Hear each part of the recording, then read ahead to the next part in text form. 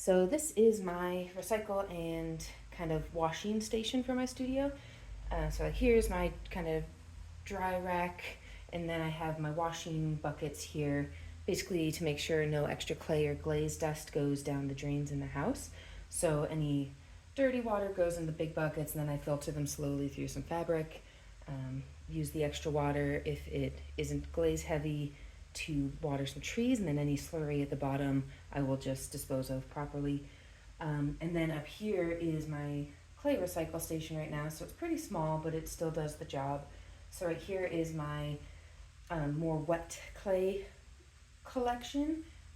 I kind of collect all my stuff when I'm throwing and then hydrate it in these little buckets that I have. And then when it comes time, I pour them in here first. There's a layer of plaster about halfway up. This kind of gets the initial dehydration going.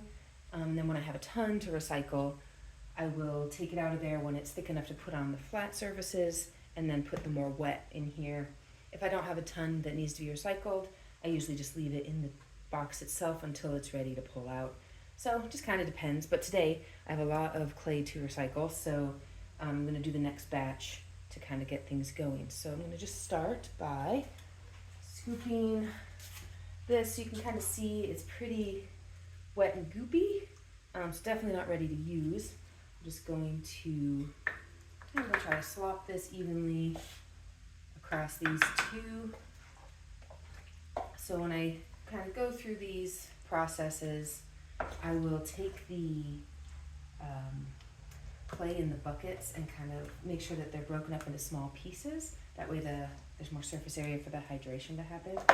And then shake it up really good before I pour it in here, just to try to get it as evenly smooth and hydrated as possible. If you have too big of chunks, it'll be a lot more uneven, and that can result in a lot more work later, or just really not fun clay to work with. So here I'm just getting this kind of slurry, I guess you could call it, spread out a bit.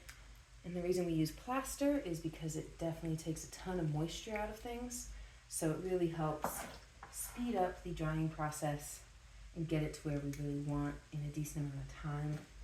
Especially in the winter right now, I'm having a hard time getting things to dry, so this plaster is definitely helping with this process more than even usual.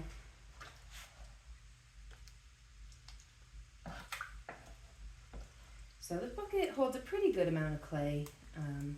I've definitely worked with studios that do large batches, especially because multiple people are working in them. And so this can be a huge scale if you want or need it to be. I'm just a pretty small scale studio at the moment, so definitely don't need much more than this. Might be nice to do a second box sometime down the line. But the nice thing is it's very easy to make your own plaster trays and things.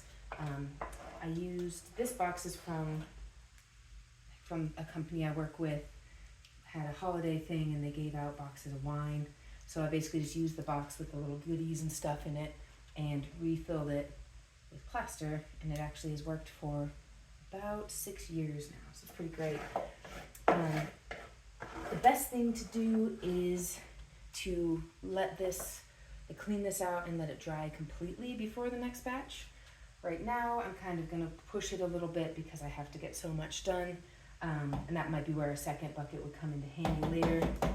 But for now, I think that'll work. So this is just a little thicker. It's able to stabilize. That really helps. So now I'm just going to take this really wet clay. A lot of times when I'm throwing, it ends up having a lot more water than the chunks, but it'll still dehydrate down and let me use everything that's left, and all those particles that are left over in the water, things like that. So you can really see it's very wet. So I'll just kind of put that in there. Now sometimes I'll do a little more than 2 of these, but today I think because this is so wet already with the plaster, there we go. And then I can either use the spoon. I think that takes forever, so I'm just going to go in with my hand. And any of these chunks that I didn't quite get broken down enough, I'm just going to squeeze those down make sure there's nothing super large in there. But basically, that's the whole process for me. Once these get to a nice kind of plastic stage where we can use it for hand building or throwing again, I will roll it back up, what is it called? Wedge it, and then put it back in bags to store for the next time I'm ready to use it. And yeah, it's just great to have extra clay. Keeps things a little bit more affordable and doesn't add any more waste than is necessary. And in general, is really good clay to use. So that's my recycle process.